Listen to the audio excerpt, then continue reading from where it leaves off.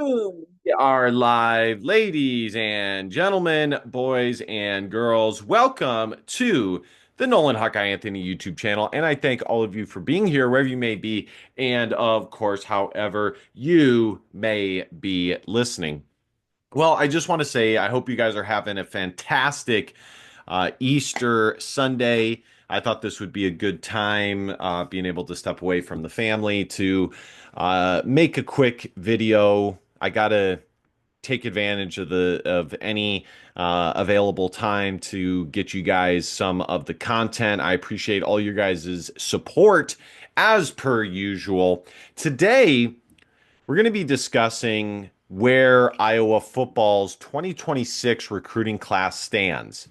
And talk about some of the recent departures as well as some of the transfer portal targets that the football team is going after. We might touch upon where things stand on the basketball front, some of the names that Iowa has been linked to.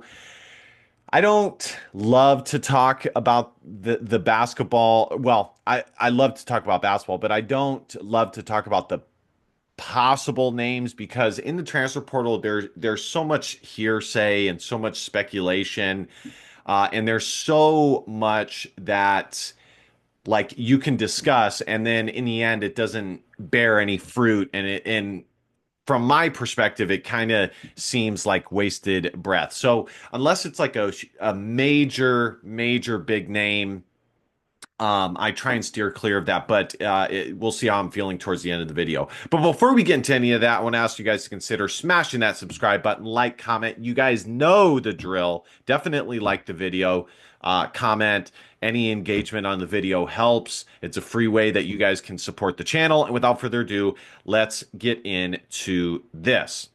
So Iowa's football class did just recently receive a commitment from Florida wide receiver DeAndre Smith. Florida wide receiver DeAndre Smith. This is big in a variety of ways. Here's the thing, guys. Let me start here. And by the way, guys, I had to pause the video. I am going to talk about basketball. There was a specific name that Iowa was linked to that I was considering talking to. They received a commitment from him. It was pretty much known earlier today that they were going to get a commitment from him, but there was speculation uh, on from certain reporters that the validity and credibility to them was widely varied. Suffice it to say that the commitment on the basketball front that Iowa had, there were some reporters um, indulging in some political takes and saying that Iowa may not actually get this kid because of political stuff going on with the president and stuff like that. And I digress. So, but it is official. I'm not going to delve into any of that. I think that that's pure speculation at this point. And I will just say before we continue on the football front and circle back to the basketball front, because like I said, I was 50-50 on whether I was going to talk about it. And then I pull up 247 Sports webpage to show you guys some of the commits on the football front. And I see the article that they had the commitment. So that's kind of why I'm, slightly pivoting here. But suffice it to say, this is all I'll say on the political aspect that some of these reporters indulged in. Iowa would not have gone after this kid unless they felt that they had a good chance to actually get him on campus and play for Iowa. Okay. Ben McCullum has been meticulous. He seems like and I'm going to talk about this when we talk hoops. To me, he seems like a guy at this point, among other things, that has a kind of ease of confidence, this steady confidence, and attention to detail. So Iowa would not have gone after this kid unless they felt that they'd be able to get him and work through whatever potential roadblocks were there. So anyway, circling back to football, and we'll talk basketball at the end. Iowa received a commitment from Florida wide receiver DeAndre Smith. This is a kind of a one of the more recent offers. They got him on campus. He visited this weekend, April 20th, on an unofficial visit. He's more of a slot speedster wide receiver out of Neptune Beach, Florida. Here's the thing, guys. Iowa, even going back to the Brian Ferentz days, Kelton Copeland, and I detailed this numerous times. I mean, this is probably one of the biggest things that I have detailed in my videos on the football front. The most talked about topic. Iowa has landed quality wide receivers with quality offers, quality ratings, going back to before, okay, before the Tim Lester era. But it wasn't as holistic as what we're seeing, okay? Uh, in the year and a half that Tim Lester has been here, slightly before last year and now, going through now, we have seen an aggressiveness in the portal. We have seen Iowa be advantageous. And it does seem, at least from the outside, that Tim Lester has the confidence of Kirk Ferentz and the availability and openness to do what he thinks needs to be done to get Iowa's offense to where it needs to be. That doesn't mean that he's going rogue or going all independent and stuff out here. But it is obvious at this point that he has some freedom that maybe other offensive coordinators did not. And that is refreshing to see. And from a holistic point of view, we're seeing Iowa, whether it be the offensive line, whether it be quarterbacks, that I would say the main position that we're seeing an uptick in talent would be the quarterback position. But now it's the wide receiver position. And I think it started with Iowa landing Sam Phillips out of Chattanooga. Iowa, and this, I talked about this at nauseum. It was always going to be very difficult for them to land, the top tier wide receiver targets, the higher echelon wide receiver targets. Sam Phillips was one of the better ones, but I'm talking like the top, 10 wide receiver targets in the portal because they just don't have the track record of success. It was too big of a mountain to climb. But still, we see Tim Lester just pecking away. He gets Sam Phillips. They find a high three-star wide receiver out of Illinois, which I'll circle back to. And now we have DeAndre Smith, who is a high three-star, according to On3, committed as well, most recently. So, and also, like I said, I don't love talking about the transfer portal and what could be and stuff like that. But Iowa is also in on Wake Forest transfer Jeremy Hilshinky, I believe it is. Let me pull up his name real quick, so we get it right. Yes, Jeremy Hecklinski, and he would come to Iowa with 4 years of eligibility if he does choose Iowa. And this is just, again, Iowa being advantageous. They're more open to the right guys in the transfer portal. That Tim Lester has totally overhauled the quarterback room and shaped it in the image that he sees fit. And we continue to see him being aggressive and getting talent and competition in that room. We have, the immediate guy in Mark Gronowski. We have some younger guys that are up and coming, Hank Brown, so on and so on. Jeremy Sullivan. To me, this would be a huge get. And this kid was a high three-star, I think a low four-star by some of the recruiting services. Kind of a late riser. The Elite 11 finals loved him. Not to mention, Iowa has a commitment from Cash Herrera, who continues to climb the recruiting boards and get more notoriety as he continues to have success at the Elite 11 camps. So we're seeing Tim Lester able to identify talent and get said talent, or at the very least, uh, have the conversation and receive visits from higher level talent. So it's all good to see. The only position that we haven't seen an uptick, I would say, would be the running back room. And that is a bit surprising in that Caleb Johnson just had the year that he had. And Iowa is known to be a school that ground and pounds, runs the football, even with Tim Lester. So, we'll see how that shakes up. I like the guy that they got last year as a late get in the 2025 recruiting class out of the state of Florida. But that's kind of a more wait and see. Cash Herrera is a high 3-star. Not only that, but Iowa has, and I actually like this a lot. And there's probably not a lot of people who have noticed this, but Tim Lester has had Cash Herrera committed for, multiple months now. Iowa has openly been in on other quarterbacks in this same class. There was Peyton Falzoni out of Pennsylvania. I believe that Iowa was the top competitor and probably the school that had the edge.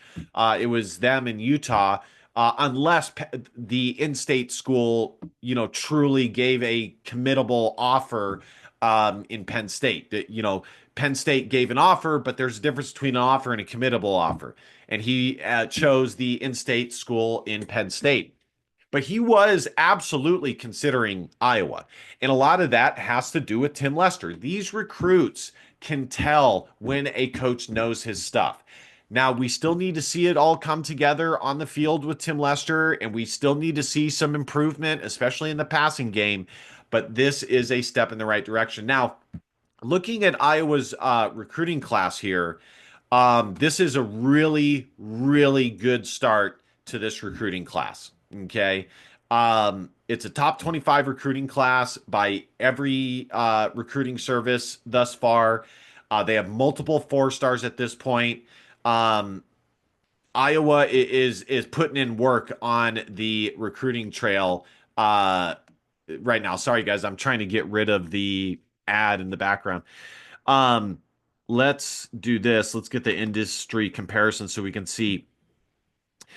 And they're not done yet. We're going to look at their official visit list, but look at this, multiple, 4-star guy, interior offensive lineman, Hudson Parliament, Carson Nielsen, in-state guy, 4-star all around, Marcelo, VD, high 3-star, 4-star by Rivals, DB, out of Michigan. He was one of the early commits. Interior offensive line, possibly offensive tackle. Owen Linder is a high 3-star, 4-star by On3. You have Cash Herrera, high 3-star quarterback, probably the highest level rated quarterback that Iowa has landed in multiple recruiting classes. Colin Witters. Here's the other wide receiver, high 3-star across the board, 87, 87, 77, 5.6. DeAndre Smith, 87 by On3. He hasn't been rated by all the other recruiting services, but this is just really, really good. And then we have a recent transfer portal get on the offensive line, giving Iowa some depth. And these are the perfect guys for Iowa to land. Guys that Iowa, by the way, the running back I was talking about was Nathan McNeil. I really like him and his size. I think he's a guy to keep an eye out for that maybe didn't get the notoriety that he should have. I think it's going to prove to be a good get for Iowa. But, these guys from these smaller schools that have more to prove, yes, Iowa's taken a slight chance on them, but they are proven commodities at the college level. Fair State, I believe, is D2. He has a transfer portal rating of an 88 and an 86. And I like to see Iowa really being aggressive, rounding out their roster, seeing what issues they have, what holes they need to fill, and getting after it. I mean, this is a really good transfer portal class. I would put it up there if you think about the last 5 years. Just from a ratings perspective, I would put this transfer portal class as possibly number one, honestly. Um, and I don't think they're done yet. The only thing that Iowa is missing currently is some DBs. They do need to hit the transfer portal for a DB or two, and there's some names that Iowa has been linked to. Let me see if I can pull up this guy's name here while Rivals loads up. So, Iowa is doing what they need to do. They apparently got a long snapper. That's a new get. Um, let's see. Gavin Edwards is the player, safety from Austin, PA. So, that's the lone position group that Iowa still needs to get after. Um, which brings me to my last thing that I want to discuss, which is the guys that left. Let's start with John Nestor. That was a surprise, just from the perspective of him receiving early playing time. We heard good things. Phil Parker is one of the best DB coaches in the country. Um, but anything is possible nowadays. I'm not surprised anymore with regards to anything in the transfer portal. Um, it's too bad. I'm not sure he would have started this year, but he'd be in line to be a starter in either this year or next year. So we wish him well wherever he goes. But this is just how it is now, guys. It's just how it is now. Personally, I think it's going to be hard for John Nestor to find a program that is going to be as open-minded to his talents as Iowa. Let's be honest here. It's hard for a lot of programs to get behind a white corner just because of the stigma that's behind it. I'm not saying it's impossible, but I obviously Iowa and Phil Parker is acquainted to that, and it's not really a roadblock or barrier at all. Um, is Phil Parker losing his magic? I don't know. He might be getting older and not hitting the recruiting trail as hard. Um, time will tell as far as that goes. Um, I haven't heard any reports on him losing his mojo and not being out there on the recruiting trail like he's supposed to. So we'll have to see. I mean, the cupboard is not bare. Iowa has been recruiting. And the thing is, Phil Parker is not necessarily known for being like a super high level recruiter when it comes to landing four-star guys. He has landed highly recruited guys, and has won those battles, but it's not necessarily what he's known for. What he's known for is finding under the radar guys that are multi-sport athletes and turning who they have the athletic ability and morphing them into the DBs that we've seen Iowa produce.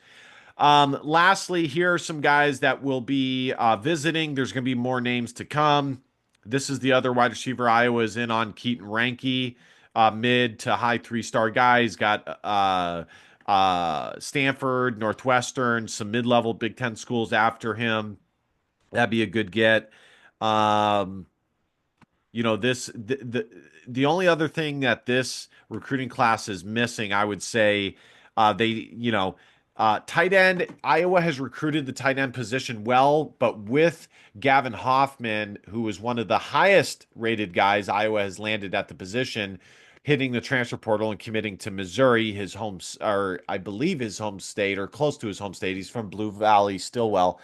Um, the timetable might have increased and put added pressure on Iowa landing at least one tight end in this class. But they landed two in the last.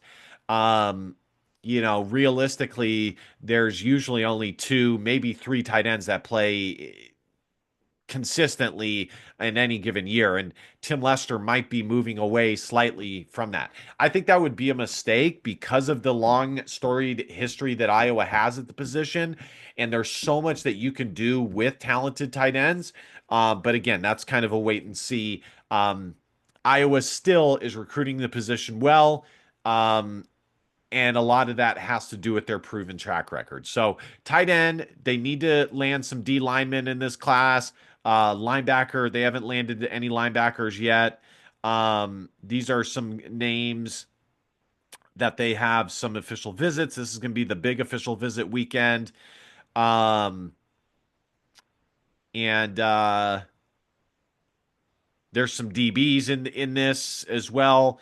So they're heading into this weekend with, you know, either they have the commit from these guys, they're top contenders for these guys, or in the lead. They're in the lead for this kid. Um, there was a crystal ball that was put in for him on Rivals, but I don't know how much that stands anymore now that Nebraska offered him. Um, in-state Case and Thomas. Um, so there's some other in-state guys that I am kind of curious about. There's Iowa City linebacker Julian Manson. I haven't heard much about him. We'll see if Iowa gets an official visit. I mean, they are still favored to land him. So, oh great. It's not going to let me. He's still 99% favored to land at Iowa. So, I mean, it might be a foregone conclusion at this point. There's this guy, Jaden McGregory. Iowa hasn't really shown any interest in him. There's Cason Thomas. We'll see. Maybe Iowa can they haven't offered this kid. They have some other names on the board. Um, and then of course Drayshawn Ross, but I haven't heard much about him either. Um, so that's pretty much it, guys, on the football front. Just wanted to give an update on where things stand with all of that. The recruiting class is in great shape. This is shaping up to be one of the best Iowa recruiting classes in a long time. To me, if you take into consideration um, the transfer portal guys, I think last year's class is as good as any. I think it's highly talented. And that's at the end of the day, that's what you're looking for. From top to bottom, you're looking to bring in talent. And that is what Iowa has done. Yes, losing John Nestor and Gavin Hoffman, young, up and coming guys, is a big deal. Gavin Hoffman, uh, kind of took a back seat from the other tight end recruit in that class, Michael Burton, but still highly talented, highly athletic.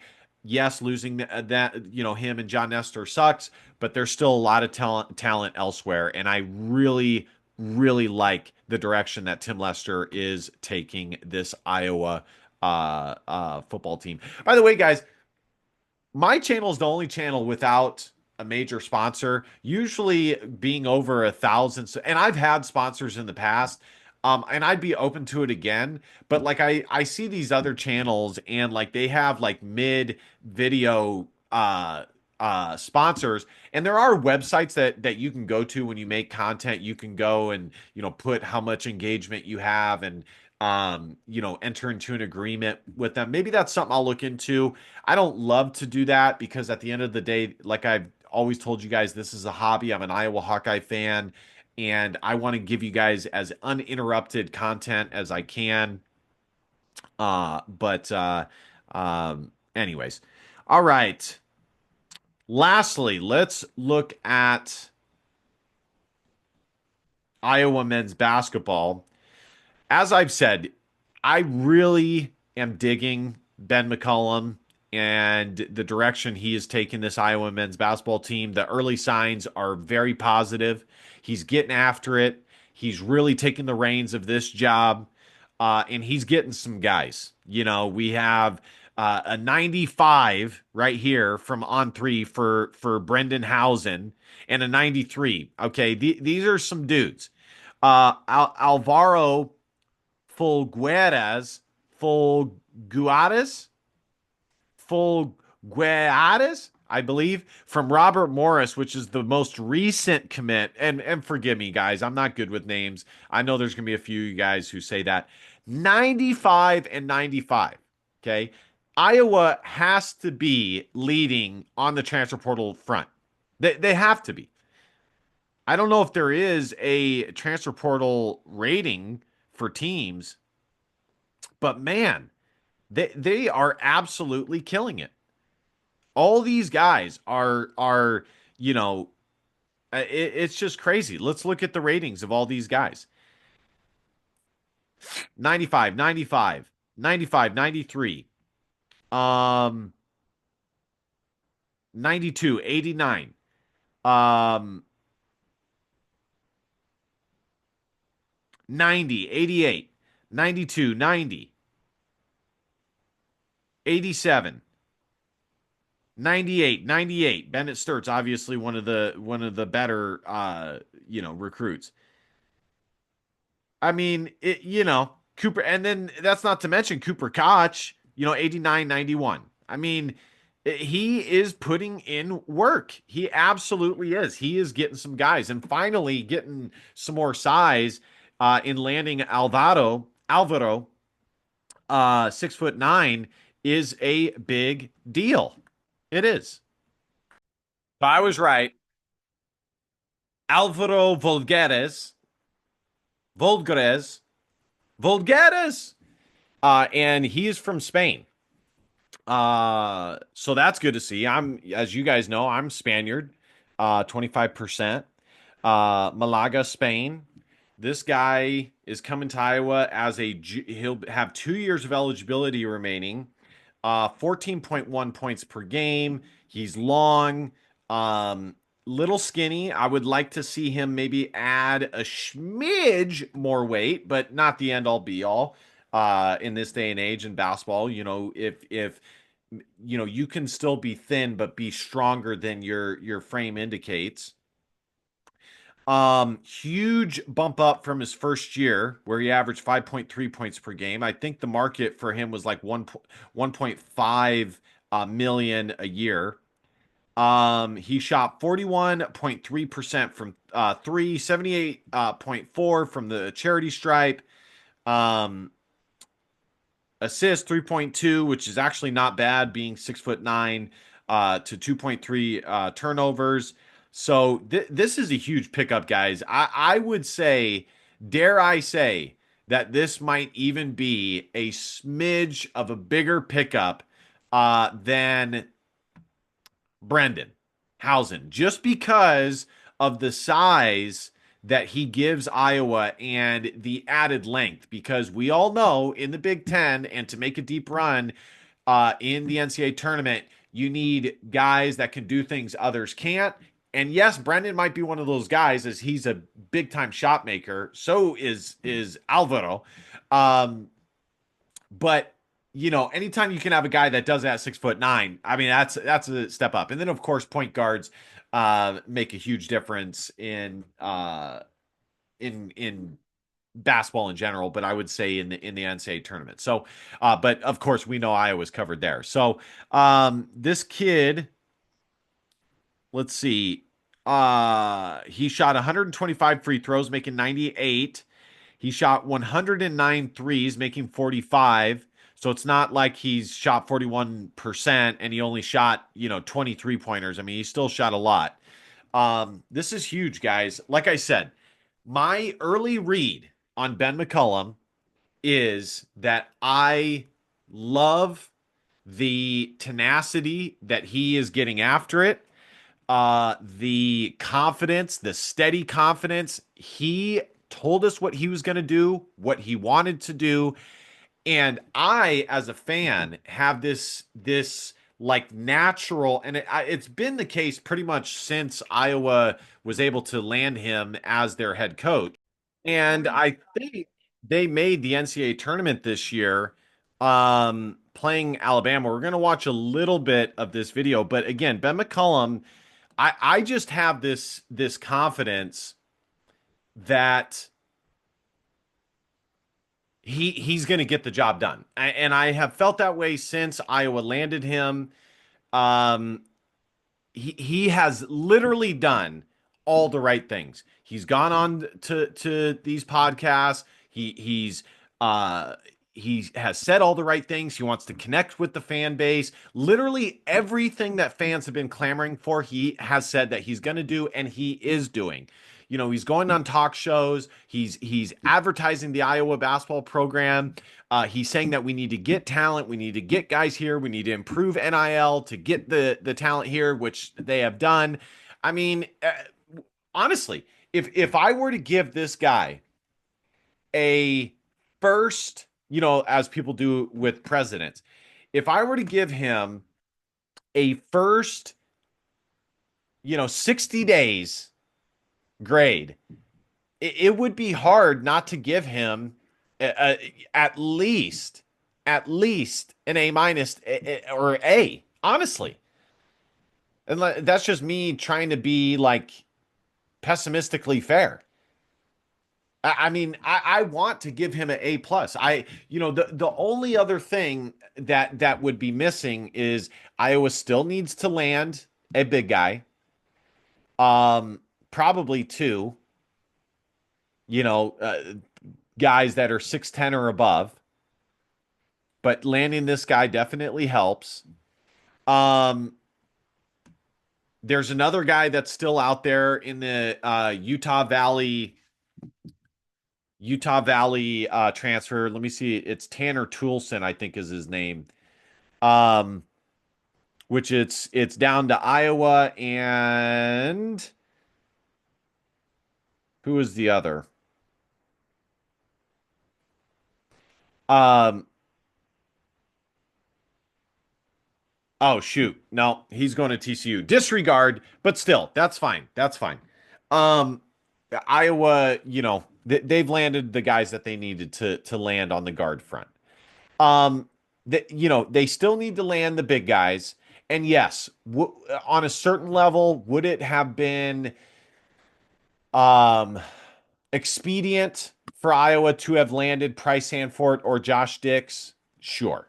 You know, and that probably would have like get immediately rejuvenated the Iowa basketball fan base, and not all, because there's a lot, and I see them in my comments who said, no, we don't need them. They didn't compete. They weren't tough. We don't need them. They can go. And I think that's a fair criticism. But I would say most Iowa fans would have seen that as a plus. But that was a long shot anyways. It was a long shot that Iowa was going to land, any of those guys. He landed Cooper Koch. You know, I don't think that that's a slam dunk for any coach that Iowa would have landed besides Ben McCollum. I don't think that it would have been a guarantee that Iowa lands Cooper Koch, um, you know, outside of Ben McCollum. And yes, maybe Darian DeVries, but aka Darian DeVries. Um, or Darren. I already forgot his name. Uh, how to say his name.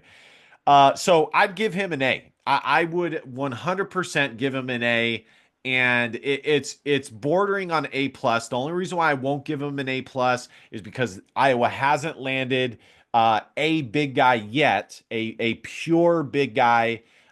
They need to land that big guy again.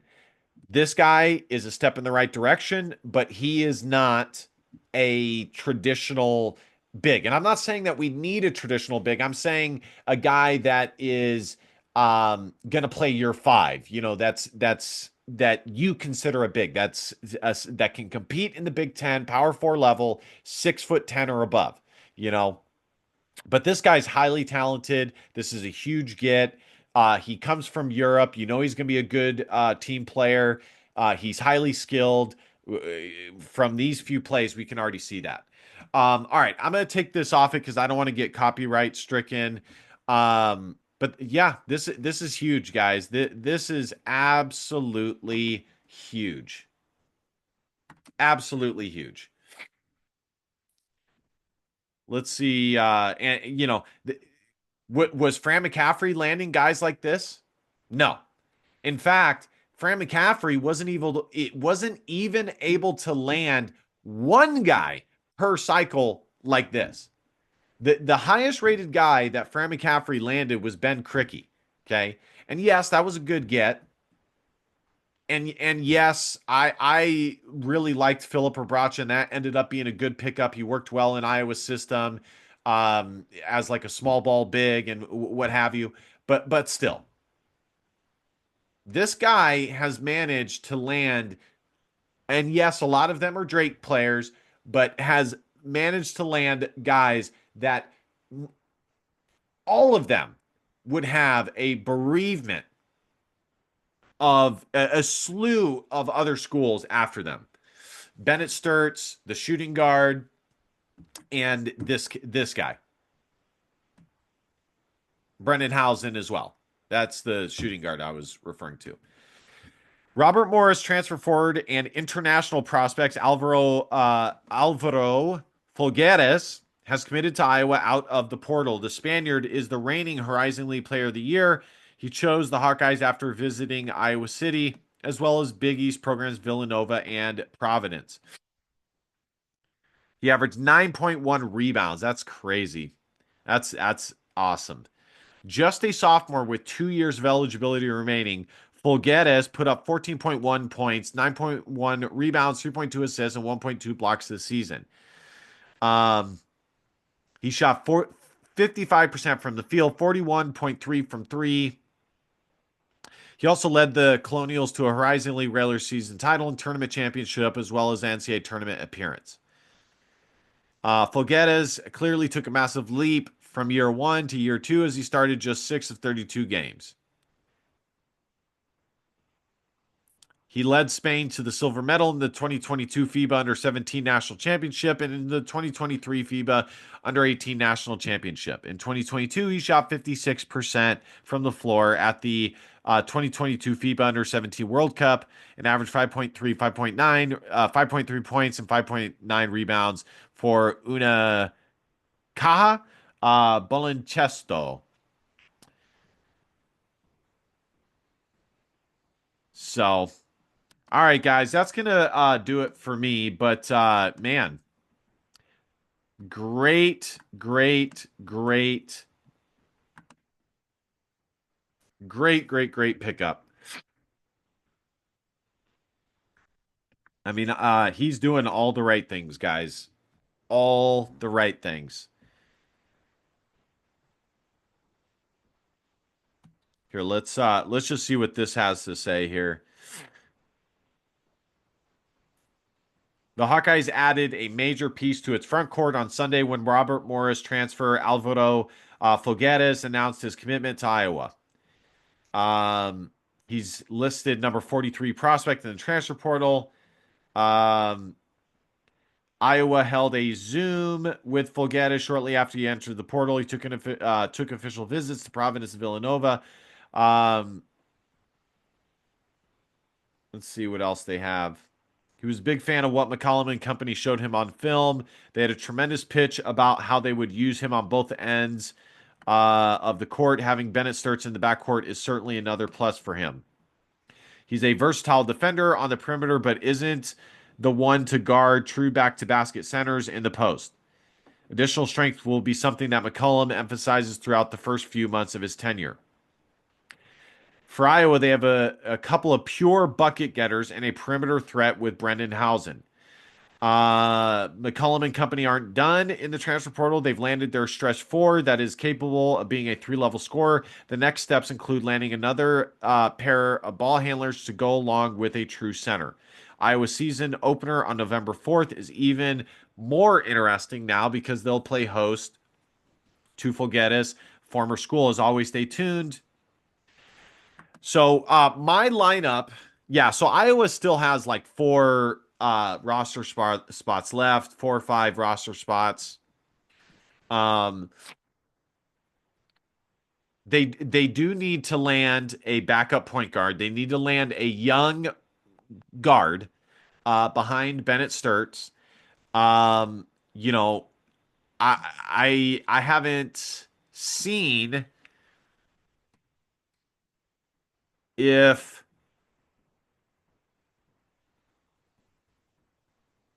Nick Lewis is still on the board. Let's see if he is.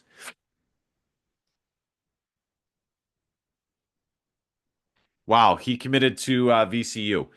Um, but they need some big guys. They need some depth at the guard position, some younger guys. But they have what they need. They have a nice core and foundation. They're not done, but they have a nice core and foundation. All right. The starting lineup that I would say right now, I mean, look at that. Transfer portal rank fourth. They have the fourth best transfer portal class. Overall rank 34th. All of that transfer portal. Now they do have Trevin Jarrett coming in. That is a big, but they need, I would say, landing, maybe a combo 6'9", 6'10" guy that can play power forward center would be good. They definitely need to land one, at least one more. Um, my lineup would be obviously Bennett Sturts at the one, probably Brendan Housen at the two. That's probably why Iowa didn't land Tanner Toolson, because Brendan Housen was already here. Um, Isaiah Howard and Kale provide good backups, and some youth moving forward and some development pieces. At the three, I would probably go Tavion Banks, but I haven't seen too much of his game yet. Um, he might be more of like a bench four, coming off the bench.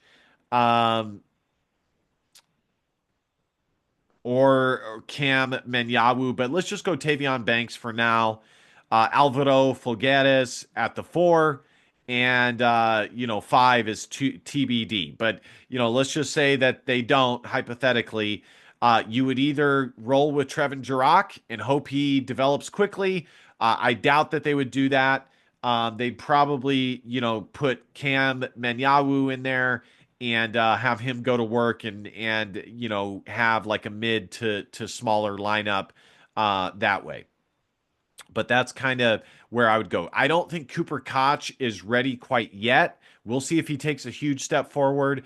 I don't think he's ready to be a starter yet. I think there's some guys that are more talented than him. But I would not be surprised if he does earn that small forward spot, as that is what Ben McCollum is looking for. And a lot of teams really prize having a 6'8" guy that can stroke it like he does. So, all right, guys, thank you guys so much for watching. That is going to do it for our Easter roundtable here, our Easter update on Iowa football and Iowa basketball. There's a lot of good stuff. Iowa baseball is doing good. Iowa softball is doing good.